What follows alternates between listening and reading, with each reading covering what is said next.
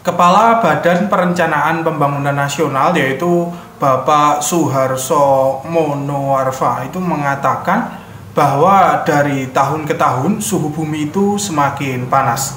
Berdasarkan IPCC atau IPCC yaitu Intergovernmental Panel on Climate Change, suhu global permukaan bumi itu di atas 1,09 derajat Celcius dalam 10 tahun terakhir. Data itu menunjukkan bahwa bumi dalam keadaan tidak baik-baik saja, pemirsa. Apakah ini merupakan salah satu fase awal terjadinya kiamat? Untuk menjawab itu semua, kali ini kita kupas berdasarkan kitab kuno yang saya miliki, yaitu kitab Fafiru Ilallah karangan dari beliau Kiai Mundir Nandir.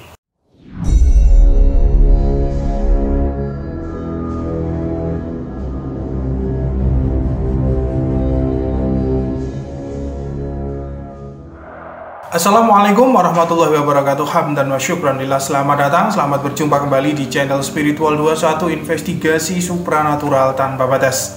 Bapak Suharso Monoarfa itu mengatakan suhu panas bumi akan terus meningkat karena efek dari rumah kaca. Karbon dioksida itu mencapai 419,55 ppm, yaitu naik sekitar 6,3% dibanding tahun 2011 lalu. Menurut Bapak Suharso sendiri ya, kenaikan suhu bumi tersebut pada akhirnya menyebabkan kenaikan permukaan air laut yang disebabkan itu mencairnya es di kutub utara bumi. WMO yaitu World Meteorological Organization atau istilahnya Organisasi Meteorologi Dunia itu memprediksi bumi akan melewati ambang batas suhu panas itu dalam 5 tahun ke depan. Sepanjang 2023 sampai 2027 itu terdapat kemungkinan 66% suhu bumi naik di atas 1,5 derajat Celcius. Sementara ambang batas iklim yang telah disepakati di seluruh dunia adalah 1,5 derajat Celcius. WMO itu menyebutkan hal itu dapat terjadi karena kombinasi polusi udara yang parah dan terjadinya El Nino yang panjang. Kemungkinan juga karena penggunaan berlebih energi fosil seperti batu bara, minyak bumi, dan gas. Kenaikan suhu bumi tersebut itu akan menyebabkan sumber air di bumi itu berkurang, pemirsa.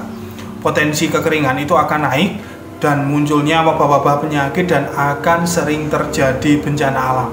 Mungkin inilah awal dari fase-fase kehancuran dunia alias kiamat. Bahkan yang saya baca di berita-berita online itu ada kurang lebih 5 negara yang telah mempersiapkan bangker kiamat.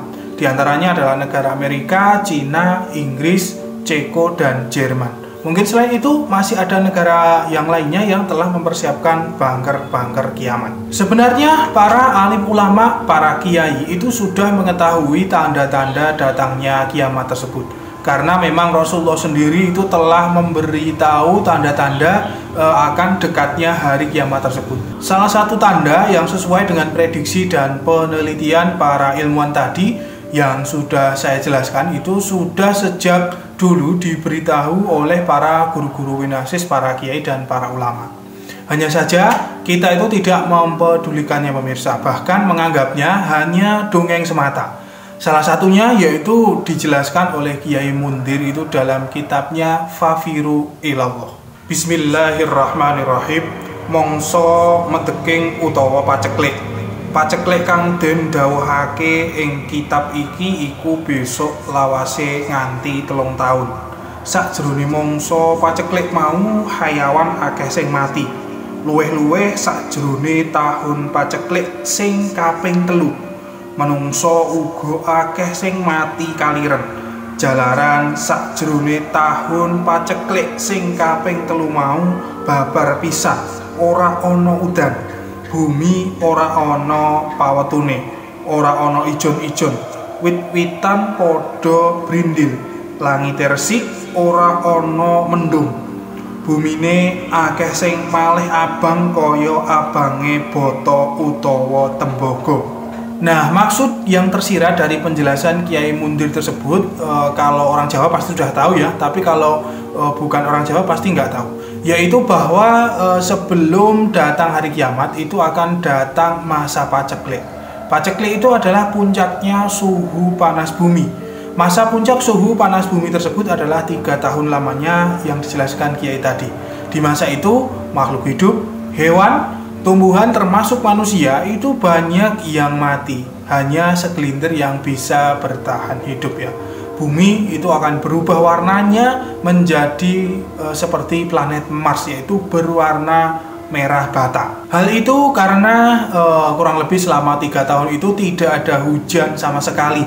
Bumi kering dan panas. Tanaman banyak yang mati, hanya beberapa tanaman dari jenis tertentu saja yang bisa bertahan hidup.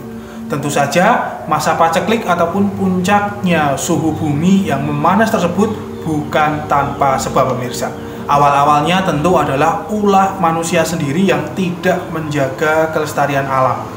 Hutan-hutan ditebang itu hanya untuk didirikan gedung-gedung besar, gedung-gedung yang megah, di mana kita tahu bahwa hutan adalah paru-paru dunia, penghasil oksigen yang kita hirup saat ini. Bangunan-bangunan gedung tersebut tentu saja membutuhkan banyak energi listrik yang besar pula. Sedangkan listrik itu banyak dihasilkan dari pembakaran bahan bakar fosil yang tentu itu turut menyumbang emisi gas rumah kaca dalam jumlah besar. Belum lagi penggunaan AC dalam gedung-gedung tersebut. Kemudian penggunaan kendaraan bermotor secara besar-besaran juga ya. Kita lihat saja di sekitar kita, satu rumah itu punya kendaraan cukup banyak. Sehingga kemacetan itu di jalan sudah tidak terbendung alias sudah sangat parah sekali. Apalagi kita lihat di Jakarta. Bahan bakar kendaraan-kendaraan tersebut itu mengeluarkan banyak sekali karbon dioksida, dan ditambah banyak pohon itu yang menyerap karbon dioksida itu telah ditebang. Jadi lengkap sudah kerusakan lingkungan kita. Karbon dioksida sangat mendominasi bumi ini. Kalau semua itu tidak ditanggulangi sejak dini, maka suatu saat akan tiba fase kiamat seperti yang sudah dijelaskan dalam kitab Fafiru Ilallah tersebut. Dalam hal ini kita perlu mencontoh ya saudara-saudara kita dari suku Baduy. Mereka itu hidup selaras dengan alam, tidak merusak dan mengeksploitasinya untuk keserakahan semata.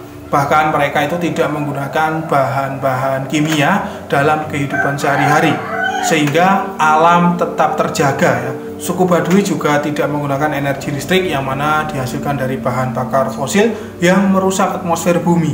Kita harus dan semestinya itu memberikan penghargaan setinggi-tingginya kepada para saudara-saudara kita di suku Baduy.